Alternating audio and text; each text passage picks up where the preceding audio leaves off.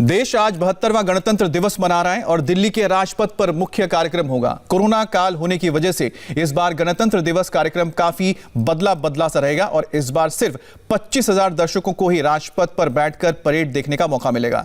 साथ ही यह पहला मौका होगा जब इस बार गणतंत्र दिवस पर कोई मुख्य अतिथि नहीं होगा। इस बार ब्रिटेन के प्राइम मिनिस्टर बोरिस जॉनसन को बतौर मुख्य अतिथि निमंत्रण दिया गया था, लेकिन ब्रिटेन में कोरोना की बिगड़ती हालात को देखते हुए उन्होंने अपने आने की असमर्थता जताई थी, वो नहीं आ पाए थे। खैर, कोरोना की वजह से भले ही कार्यक्रम में बदलाव किए गए हों, लेकिन गणतंत्र दिवस परेड का जो जोश है उसमें कोई कमी नहीं दिख रही है। परेड में राजपथ पर आज देश की आन बान और शान इस अंदाज में दिखेगी कि सैकड़ों मील दूर बैठे दुश्मनों का कलेजा कांप उठेगा। फिलहाल ये अलग अलग तस्वीरें आप देख रहे हैं कि गणतंत्र दिवस के मौके पर जो देश के अलग अलग शहरों में जो मुख्य इमारतें हैं उनको किस तरह से रोशनी से सजाया गया है। तो भारत के इस महापर्व में राजपथ पर शौर्य का प्रदर्शन होगा, संस्कृति की झांकियां निकलेगी। आज जब सेना अपना शौर्य दिखाएगी तो चीन और पाकिस्तान जैसे देशों के होश उड़ने तय हैं। हिंदुस्तान राजपथ पर अपनी आन बान और शान, सैन्य ताकत के अलावा पूरी दुनिया को अपनी जाबाजी की झलक भी दिखाएगा। कोरोना संकट की वजह से मोटरसाइकिल स्टैंड नहीं रहेगा। सबसे बड़ी बात यह है कि 50 सालों में पहली बार कोई मुख्य अतिथि नहीं होगा। इसके अलावा क्या होगा खास, इस रिपोर्ट से आप समझिए।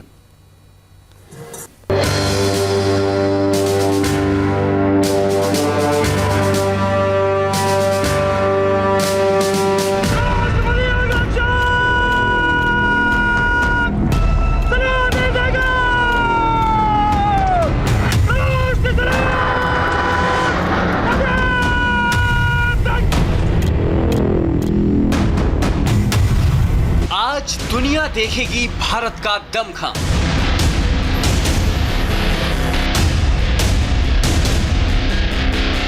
राजपथ पर दिखेगी वायुसेना की ताकत।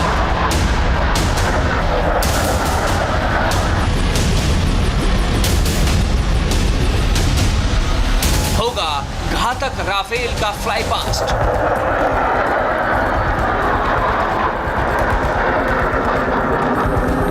कुछ ऐसी होगी दुनिया में सुपर पावर बनते इंडिया की झांकी।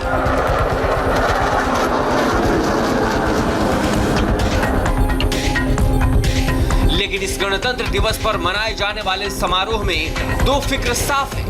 पहली फिक्र कोरोना की, जिसकी वजह से इस बार का गणतंत्र दिवस बहुत सीमित रूप से मनाया जा रहा है, और दूसरी फिक्र है किसान आंदोलन की।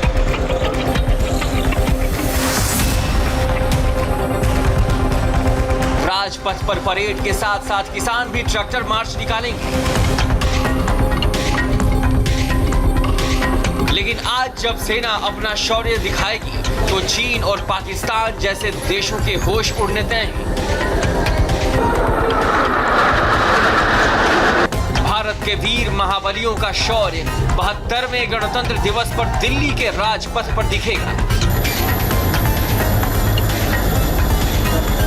आसमान के वायुवीरों में सबसे ज्यादा जलवा राफेल का होगा। लेकिन इस साल महामारी के चलते गणतंत्र दिवस की परेड में काफी बदलाव भी देखने को मिलेंगे। गणतंत्र दिवस 2021 के मौके पर इस साल कोई चीफ गेस्ट नहीं होगा। ऐसा 50 सालों में पहली बार होगा जब गणतंत्र दिवस पर कोई चीफ गेस्ट नहीं होगा। समारोह में सिर्फ 25,000 लोग ही शामिल होंगे, जबकि 2020 में 1.5 लाख लोग शामिल हुए थे। राजपथ पर दर्शकों की संख्या भले ही कम होगी, लेकिन भारत की सैन्य शक्ति का नजारा पहले से 3 गुना ज्यादा होगा।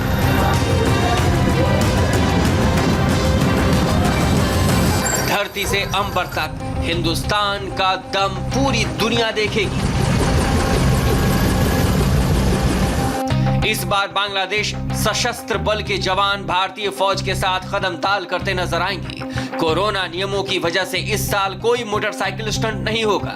हर बार की तरह राजपथ पर भारतीय परंपरा की अनूठी झांकी नजर आएगी। इस परेड में राजपथ पर 32 झांकियों की छटा देखने को मिलेगी।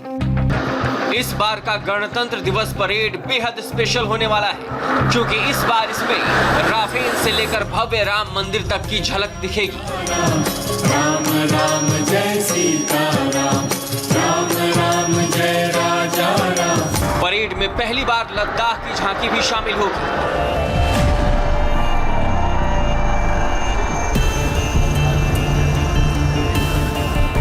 गणतंत्र दिवस पर कोरोना से बचाव और ऑनलाइन शिक्षा का संदेश देती झांकी भी आपको देखने को मिलेगी।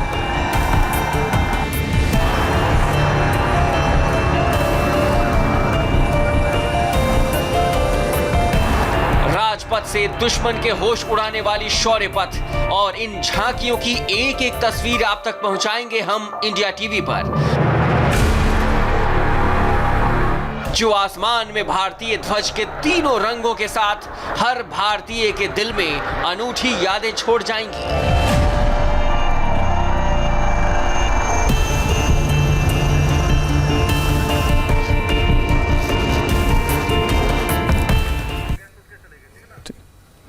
तो आपने देखा कि किस तरह की तैयारियां हो चुकी हैं आज के परेड के लिए, लेकिन इस परेड में बहुत सारी चीजें हैं जो पहली बार आप देखने जा रहे हैं, उसकी खास बातें आपको बताएंगे। लेकिन आपको बताएं कि हमारे साथ खास मेहमान भी जुड़ गए हैं। हमारे साथ major general retired Ashwini Shrivastava जुड़े हैं, मेजर जनरल जी द्विवेदी जुड़े हैं रिटायर्ड, और आप दोनों का स्वागत है सर। आपसे हम बात करेंगे, जानेंगे कि आज का जो परेड है और उसमें जो हम हथियार दिखाने जा रहे हैं उनकी क्या खासियत है और किस तरह से वो भारत की ताकत को एक नहीं दो नहीं बल्कि चौगुना कर देते हैं। लेकिन जो खास बात आपको हम बताने जा रहे हैं कि किस तरह से इस बार परेड में बेहद ही खास हथियार दिखेंगे, और उसमें से सबसे खास जो होगा वो इस वक्त आप हमारे स्टूडियो में देख सकते हैं। परेड से पहले, राजपथ से पहले, जी हां, यह है राफेल विमान, जो कह सकते हैं कि मुख्य आकर्षण रहेगा इस पूरे परेड का। और फ्रांस से 8 राफेल आ चुके हैं भारत में, और राफेल आपको बताएं कि 2300 किलोमीटर प्रति घंटे की रफ्तार है, भारत का सबसे आधुनिक विमान है और 4.5 जनरेशन का विमान है। अंबाला में फिलहाल ये तैनात है, गोल्डन एरोस का ये हिस्सा है जहां पर स्क्वाड्रन है, और ये जब से भारत में आया है तब से चीन हो पाकिस्तान हो सबकी नींद उड़ी हुई है, क्योंकि इसकी खासियत ही जबरदस्त है। इसमें मिसाइल जो लगे, मीटियोर मिसाइल, जिसका रेंज करीब 100 से 150 किलोमीटर है, बियॉन्ड विजुअल रेंज होता है इसका, यानी बिना देखे भी खत्म कर सकता है। स्टॉर्म शैडो मिसाइल, जिससे कांपती है दुनिया, जिसे स्कैल्प मिसाइल भी कहा जाता है, इसका भी रेंज करीब 300 किलोमीटर से ज्यादा है। एयर टू सरफेस मिसाइल है, स्टॉर्म शैडो क्रूज मिसाइल जिसका हम बात कर रहे हैं। इसके अलावा मीका मिसाइल, ये भी एयर टू एयर मिसाइल है, और इनकी घातक जो मारक क्षमता है वो दुश्मन को कंपा देती है, क्योंकि जो बियॉन्ड विजुअल मिसाइल्स होते हैं वो बिना देखे कई किलोमीटर दूर, 100 किलोमीटर दूर दुश्मन के जहाजों, किसी भी उसके हवाई जहाजों, उसको गिरा सकता है। इसके अलावा जो surface to air to surface missile होते हैं, जैसे स्कैल्प मिसाइल है जो इसमें लगा होता है, उसके जरिए 300 किलोमीटर की मारक क्षमता होती है, रेंज होती है उसके। हैमर बॉम्ब मिसाइल, ये अलग अलग उसके वो मिसाइल्स हैं जिसके जरिए ये जो पूरा विमान है और भी घातक हो जाता है और दुश्मन के इलाके में दूर से ये निशाना दाग सकता है। फिलहाल आपको बता दें कि लद्दाख के एरिया में भी ये गश्त लगाता रहता है। इसके अलावा और क्या खास बातें होंगी ये भी आपको बताते हैं। T-90 टैंक, जी हां, ये भारत का मेन बैटल टैंक है। 125 mm की तोप इसमें लगी है, जिसके जरिए ये दुश्मन पर गोले बरसाता है। 48 टन इसका वजन है, और साथ ही साथ इसकी जो स्पीड है वो भी 60 किलोमीटर प्रति घंटे की है। इसमें मिसाइल भी लगे होते हैं जिसका इस्तेमाल कर सकते हैं, यानी एंटी टैंक मिसाइल जिसमें लगे होते हैं। लद्दाख में इस वक्त तैनात है, और चीन के साथ जो हम आमने सामने खड़े हैं इस वक्त, तो फेस ऑफ है, वहां पर इस वक्त 17,000 फीट की ऊंचाई पर ये T-90 टैंक इस वक्त तैनात है। श्रीवास्तव सर, जिस तरह से हम बता रहे हैं कि आज का मुख्य आकर्षण रहने वाला है रफाल, इसके साथ ही हमारे टैंक्स होंगे, हमारे मिसाइल्स होंगे। ये जो हथियार हैं वो हथियार हैं जिसको हमने एक्शन में देखा है। कहां देखा है सर? लद्दाख में, जहां स्टैंड ऑफ है। तो इनका राजपथ पर आज आना कितना मायने रखता है और ये क्या संदेश देता है? हाँ, पहले तो देखो, मैं ये सभी देशवासियों को अपना 72 रिपब्लिक डे परेड के लिए सबको वेलकम करता हूं और सबको एक प्रकार से शुभकामनाएं देता है कि देश आगे बढ़े। ये जो पॉइंट आपने बताया अमित, ये बहुत इम्पोर्टेंट है। जिस प्रकार से भारत और चीन का तनाव है लद्दाख के अंदर, वो एक इम्पॉर्टेंट चीज इसलिए है क्योंकि ये जो हथियार हमारे पास आधुनिक हैं, जिसको आज हम रिपब्लिक डे परेड में दिखाएंगे, ये सारे के सारे वहां पर लगाए गए हैं। जिस प्रकार से आप बता रहे थे कि रफेल है, एक ये 4.5 जनरेशन का एयरक्राफ्ट है जिसको हमने मिला है फ्रांस से, ये गेम चेंजर है। इसके अंदर जो आधुनिक वेपन सिस्टम है वो काबिल तारीफ है। जिस प्रकार से मीटियोर मिसाइल है जो बियॉन्ड विजुअल रेंज है, कम से कम 70 से 100 किलोमीटर एयर टू एयर करती है। फिर स्कैल्प मिसाइल है जो कि आपकी एयर टू सरफेस है, जिसकी रेंज 300 से 500 किलोमीटर तक है। अगर ये हथियार भारत में रह के ही आप ऐसे टारगेटों को डिस्ट्रॉय कर सकते हो, जिस प्रकार से ट्रेनिंग एरिया लॉन्च पैड। फिर है इसके अंदर हैमर मिसाइल और माइका मिसाइल। जो अभी आपकी हैमर है वो एम्यूनिशन डंप, पेट्रोल डंप, उनको डिस्ट्रॉय करने के लिए काम आती है, और माइका मिसाइल जिसको साइलेंट किलर बोलते हैं। तो ये एक बहुत ही आधुनिक हमारे पास जो अभी जहाज आ गया है, जिससे पूरी वायु शक्ति की ताकत बढ़ गई है, तो वो दिखाया जाएगा। फिर हमारे पास T-90 जी सर, जो कि हमारे टैंक्स हैं। मैं द्विवेदी सर को भी जोड़ लेता हूं, क्योंकि आपने जो राफेल की जो खूबियां बता दी और किस तरह से दुश्मन पर कहर बरसाता ये भी बता दिया। Dwivedi sir, T-90 tank Bharat का एक ऐसा मेन बैटल टैंक है जो इस वक्त लद्दाख में 16,000 फीट की ऊंचाई पर तैनात है और काबिल है कि वो दुश्मन के दांत खट्टे कर सकता है। ये एक बहुत बड़ी ताकत है भारत की। अमित, सबसे पहले तो मैं अपने देशवासियों को आज के 72वें गणतंत्र दिवस का बहुत बहुत शुभकामनाएं देता हूं, और बड़ा फख्र है कि हम इस इवेंट को आपके चैनल पर कवर कर रहे हैं। अभी आपने बताया कि भीषम टैंक की क्या खासियत है। सबसे पहले मैं दर्शकों को बताना चाहता हूं कि आजकल का जो युद्ध है वो मैन मशीन का नहीं, कॉम्बिनेशन होती है कि मशीन क्या है, उसके पीछे कौन सा मैन या क्या कौन उसको मैन करते हैं।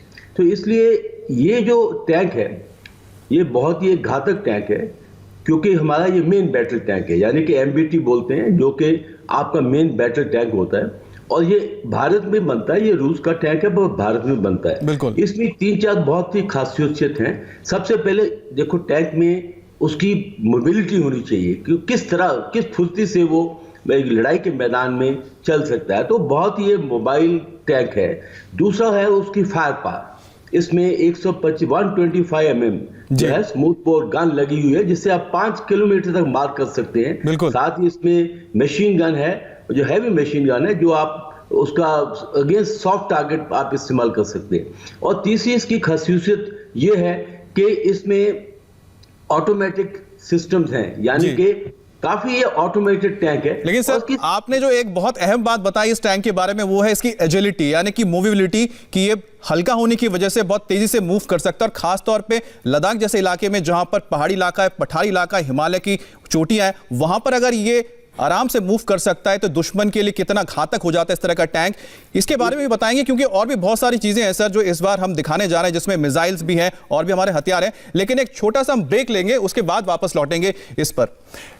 ब्रेक पर जाने से पहले आपको बता देते हैं कि आज सुबह 7:57 और स्वामी रामदेव आपको बताएं